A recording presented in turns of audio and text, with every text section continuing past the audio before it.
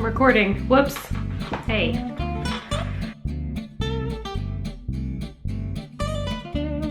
Hi everyone, I'm Amanda and welcome back to a little series I'm calling Lunch Break with Amanda, just because I work from home and this is my lunch break, and I wanted to do a little video to talk about some of the technology I use for podcasting.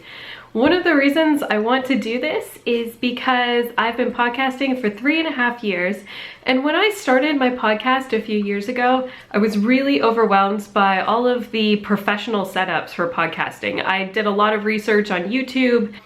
For a lot of people who were not doing this on a professional level, like me, a lot of them still have extremely professional setups. And so I was a little overwhelmed at the time by the fact that I wanted to start a podcast, but I didn't have $1,000 to invest in my podcast right off the bat.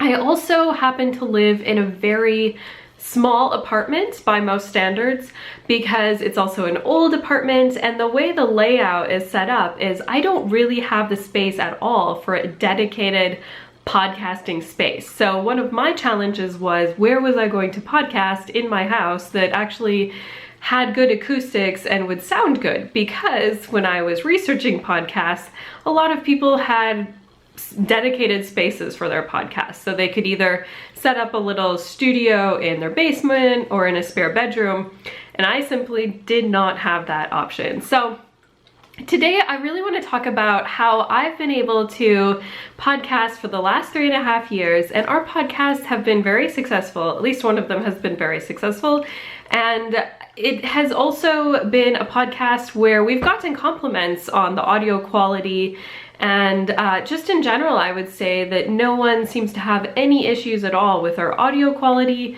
listening to us comfortably. A lot of our listeners listen to us over headphones on their way to work, maybe during their commute on a train or on a subway or on a bus. And also a lot of our listeners, and I'm very conscientious of this fact, they listen to us over their car speakers as they're driving to work. So I want to be sure to have clear audio that's not distracting. I would not go as far to say that my audio is absolutely professional. I mean, if you listen to an NPR podcast or something like that, yes, their audio quality is a little better, but I strive for high enough quality audio that it's not distracting from the content. So that's what I'm going for today. I want to talk to all of you about how you can set up a podcast for, I would say, less than $300. Even possibly less than $100, depending on how well you do in terms of the price of the microphone and things like that. But definitely for a nominal amount of money, you can set up a podcast with really good audio quality. And so I'm going to talk about the actual equipment I use and how I edit podcasts, and also some tips and tricks for setting up a really good environment. So an environment in your house or in your apartment that you can actually set up with just stuff you have on hand, and you don't have to worry about setting up necessarily a dedicated space for podcasting. I'll give you a few tips and tricks for some ways to get around that. So let's get into it. The first thing I want to talk about is basically the first thing you're going to think of when you're starting a podcast. Is you're going to think, oh, I need a microphone. And yes, you absolutely do. My co-host and I, when we were first really starting out, we tried to record a podcast just with our little Apple earbuds from our iPhones, and the audio quality just was not very good. So we immediately, both of us, went on Amazon and we upgraded to actual microphones. The first microphone we ever used was the Blue Microphones Snowball microphone. So this is a really popular microphone. I think a lot of people consider it still kind of entry level. If you are interested in recording yourself sing, or if you're recording a podcast for the first time, a lot of people also use it for YouTube voiceovers, things like that. This is a very popular option, and I would say it's a really solid option. Both of us upgraded to the Snowball microphones. They're approximately $50-ish on Amazon. So you know, it's a little bit of an investment, but not bad. And then we have had mixed success with it. I would say the audio quality was really great. It was certainly gave us a big boost at the beginning. And unfortunately, I will say that they are not the highest quality in terms of construction. We both happen to have problems with port where it goes from the USB port in your computer to the microphone. It basically, I'm not as sure exactly what happened, but the input area into the microphone, it basically would not work anymore. So we both had to then buy brand new microphones. So my co-host actually just opted, based on her budget, for the same exact blue Snowball microphone. So she bought her second blue Snowball about 2.5 years ago, and it's actually been working okay for her ever since she got a new model. So it's possible it was just like one batch of them a few years ago was faulty and they're okay now. But I wasn't super impressed with having that happen after only a year. So I went ahead, I actually went back to that brand, the blue microphones brand, but I upgraded slightly. For about $15 or $20 more, I got one called the Nessie. So I'll show that to you right now. This is actually still the model I'm using. So ignore this part first, this is separate. So this is the blue Nessie microphone, and the cord is all tangled up right here. This happens. So, okay, I just untangled the cord a little bit. This is the blue Nessie microphone. And it's actually, I won't spend too long talking about it because I looked it up recently and I can't tell if it's been discontinued or not, but it doesn't seem to be available on Amazon right now. So I just wanted to briefly mention that that's what I'm using. It may not be the best option now because I got it about 2.5 years ago, and I think there maybe are some slightly better options now, but I wanted to show you what it looks like. I really like it. It has a nice solid base. One problem I had with the blue Snowball was that the base was on kind of a tripod setup and it kept wobbling. And it was just hard for me. I don't know, I kept knocking it over basically. This part is adjustable, which is really great. You'll see that a lot of people, they mount their microphones on kind of an adjustable arm. I wasn't able to do that because, again, I don't have a dedicated space for podcasting, so I didn't want so much equipment. I wanted equipment that I could put away during the week and only take it out when I'm actually podcasting. So this was still small enough but sturdy enough to really work well for me. It also has some adjustable inputs. So it says it has a built-in pop filter. I found that the built-in pop filter doesn't work very well. When I travel, I tend to not travel necessarily with my pop filter because sometimes I only have a carry-on and I just don't have space for anything. But I found the internal pop filter isn't the greatest. I do notice a difference in the quality. So I would say still get an external pop filter. I'll talk about that in a second.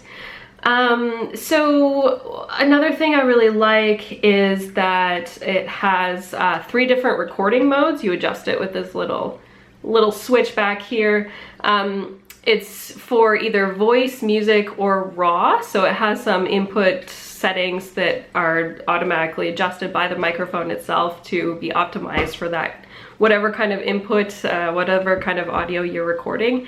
And I have found that this does make a difference. So right now, this is only available, like I said, from third-party sellers. So I would suggest jumping to something else, maybe by Blue.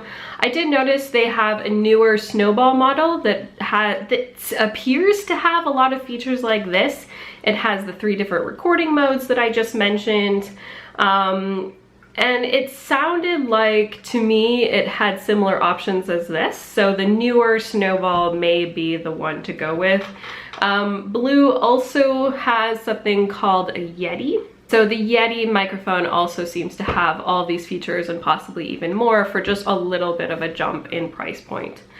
So overall, I would say that these microphones are really, really great if you are getting started in podcasting and you do really care about the audio quality. I think you're going to get really good results.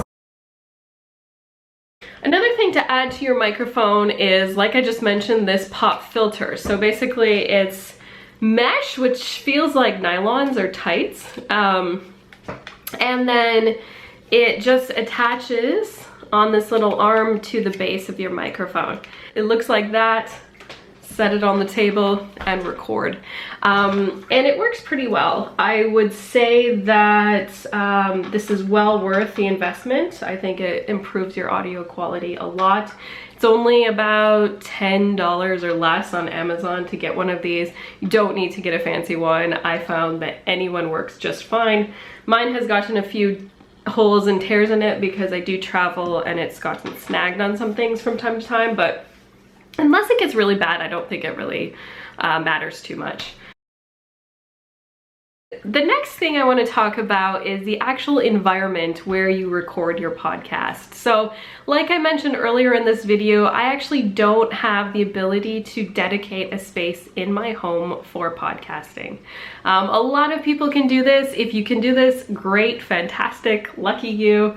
If you have a basement or a spare bedroom where you can set up your podcasting environment, that's fantastic. And maybe go find another video that talks about how to set up like a really great high quality audio recording area.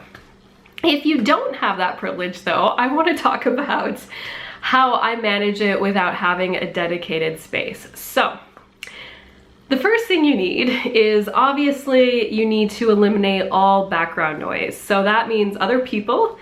If you live in a really small space, that might mean kicking out everyone else in your house while you're recording, or at least having them go to another room and kind of do a quiet activity so they're not creating any ambient noise. Another thing you don't want to do, don't podcast near a really noisy appliance. So don't do it near your fridge if you can help it. Air conditioners are really a problem. They make a tremendous amount of noise. Even if it's in another room, you may still be able to hear it. And so this makes podcasting in the summer really difficult. Or if you happen to live in a warm climate, it can be really difficult to podcast in the summer, because you're gonna have to turn that air conditioner off, unless of course you have central air, and that's another story. You probably have a bigger house if that's the case. You're gonna have to turn it off in the summer and basically get really hot and sweaty while you podcast. It's the sacrifices we make for the things we love, right guys? Okay, another thing that I like to do is experiment about in terms of where you're going to podcast. Now, I happen to be sitting at my desk today, but I rarely podcast here because I found that my desk reflects a ton of noise. It's actually a pretty big surface area, and you know, hard surfaces of course are always going to reflect noise and make more echoes in a room basically. So you want to podcast somewhere where you can absorb the noise around you, so absorb ambient noise. In other words, you want your voice to go directly into the microphone, be absorbed into your microphone, and you're recording on the computer, and that's it. You don't want your voice to be bouncing around the room, bouncing off of walls, off of the desk, off of the floor. You need to go straight into the microphone, and that's it. The rest you want absorbed, so it's not echoey. So that can be a problem if, like me, you live in a apartment with really high ceilings, with wood floors. So it can be really difficult if you live in a space that's prone to a lot of echoing, if you have a lot of hard reflective surfaces around your space. So first things first, try to choose a carpeted room if you can. If you don't have carpeting, get a rug, get a large rug, and try to podcast on top of that rug somewhere. Another thing, make sure all of your windows have soft curtains. You'll see it, you know, right here. This room does actually have some soft curtains. It doesn't have to be anything fancy. You certainly could get those really thick light blocking curtains. They would probably be really good because they're nice and heavy and they would muffle the sound. I don't think that's completely necessary. I find it's just fine with whatever fabric curtain you have. And another trick I have, which not a lot of people think of, I actually use a placemat because when I'm podcasting on a hard surface like this desk, or actually I tend to podcast on my coffee table in the other room because the other room has a nice area rug. But no matter where you're podcasting, try to podcast on a soft, absorbent surface. And in order to make a soft, absorbent surface, use a tablecloth, a table runner, or like I said, a cloth placemat will really help. I know it sounds minor, but it actually, when I'm editing the audio later, I really notice the difference when I use that. Some other things that can help absorb sound, absorb noise, I mean, put plants around, have pillows or cushions in your space. So like have a throw pillow on a chair nearby, something like that, that will just kind of help minimize the sound. You can do other things. You can hang wall tapestries, wall hangings, you know, just do whatever you can to kind of absorb some of the noise. A lot of these things make your space really warm and cozy too, so it's a win-win situation. So let's talk a little bit very quickly about the post-production. So you have produced your podcast, you've recorded everything, you have everything set to go, you're done recording. Actually, you don't have everything set to go because now you have to edit it. And everyone has a different style of editing. I'll start that out by saying everyone has a different style of editing.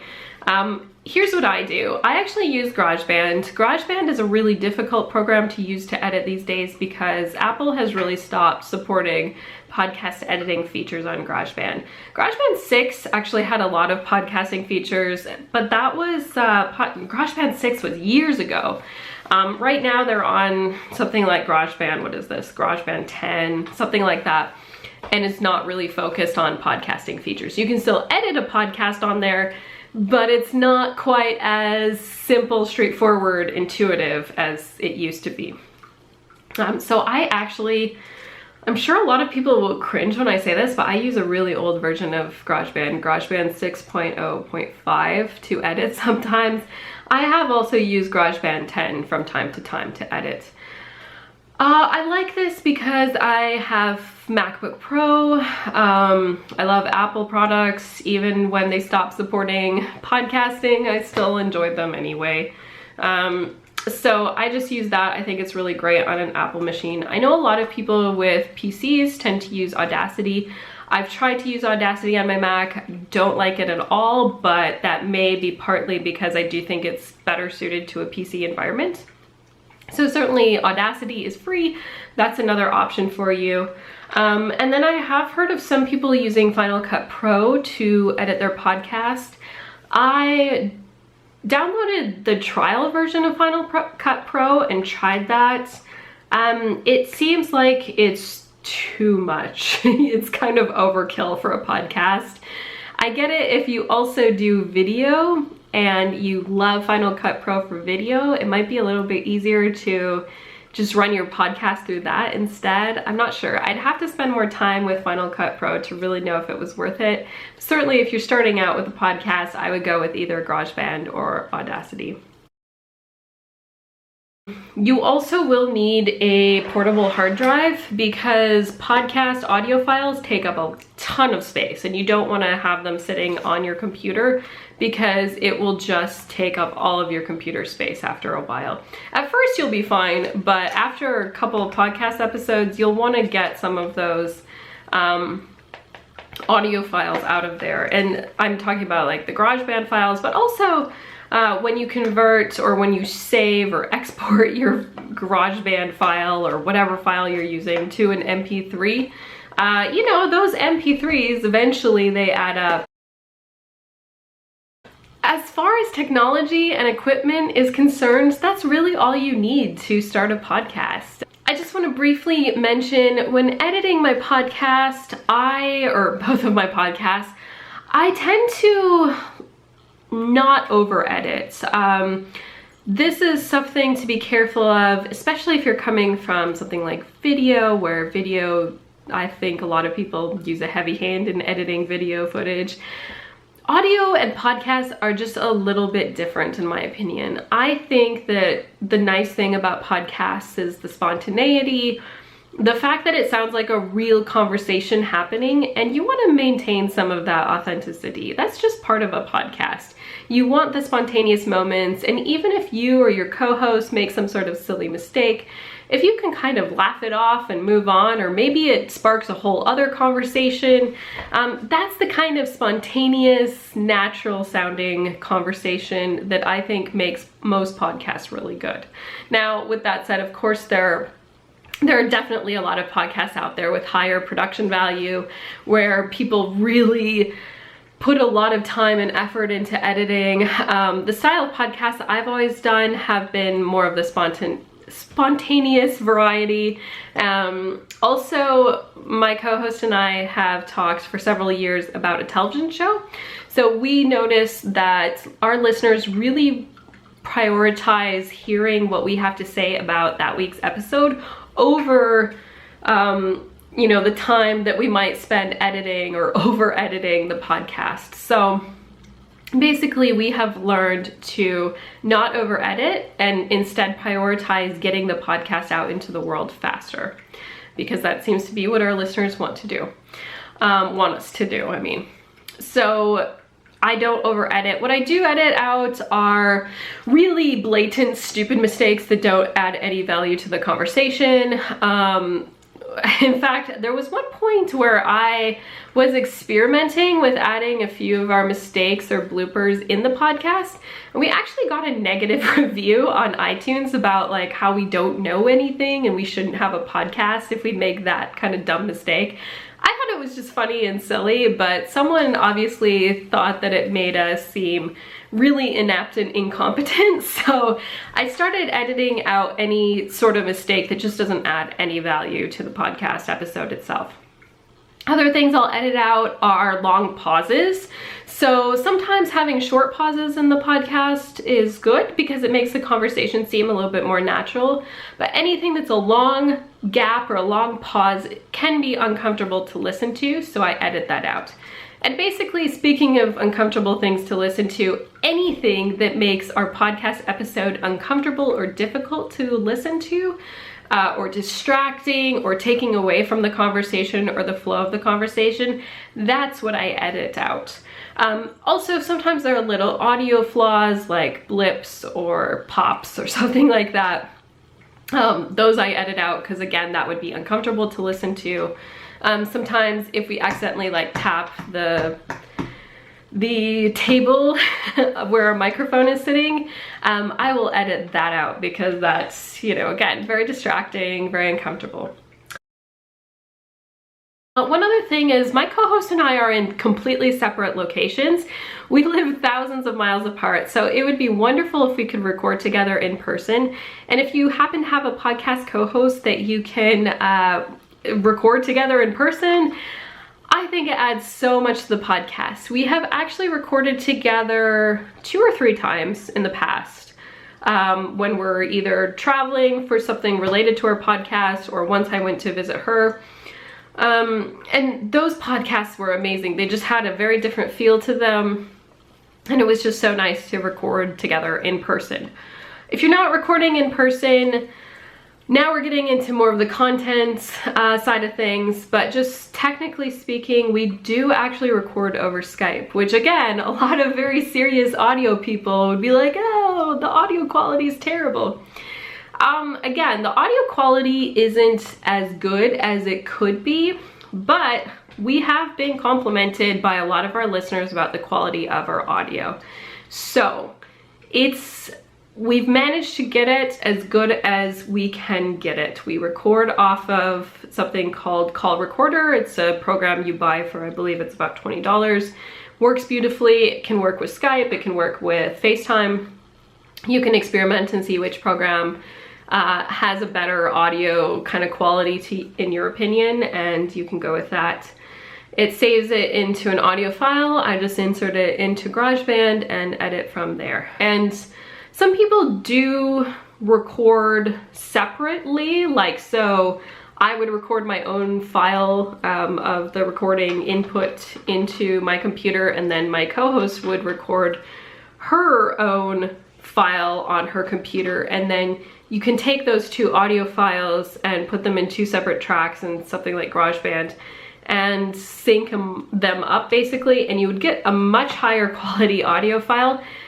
But this, I've tried this, it takes so long, it is so frustrating. And again, if you're doing a podcast with high production value and you want superb quality audio, great, go for it. But we try to turn our podcast episodes over really fast because, like I said, when we're talking about intelligence show for one of our podcasts and pop culture for our other podcasts, we find that our listeners would rather just have the podcast episode immediately, as quickly as possible. It's a very time-sensitive podcast.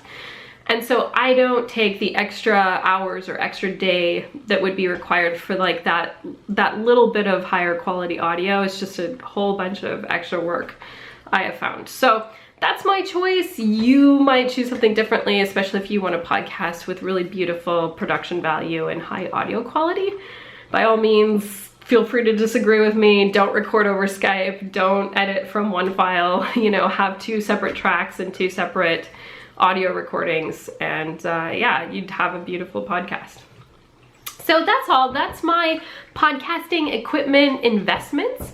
What I'm going to do, because this video is getting a little long, I'm actually going to make another video about content of your podcast, how to pick a topic, how to plan out podcast episodes, how to get really good dynamic going with your co-host, how to do interviews on podcasts, like best practices kind of thing, and also how to promote your podcast. So again, these are just things that I've found after podcasting for about 3.5 years. You know, again, I'm not like a professional, and I'm sure other podcasters would disagree with a lot of stuff I've said, but I hope this gives you some ideas.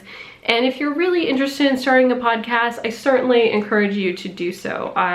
Go for it. Don't get really intimidated by needing a ton of different equipment. So thanks so much for watching. I really appreciate you joining me. I've got to get back to work, so I will see you later.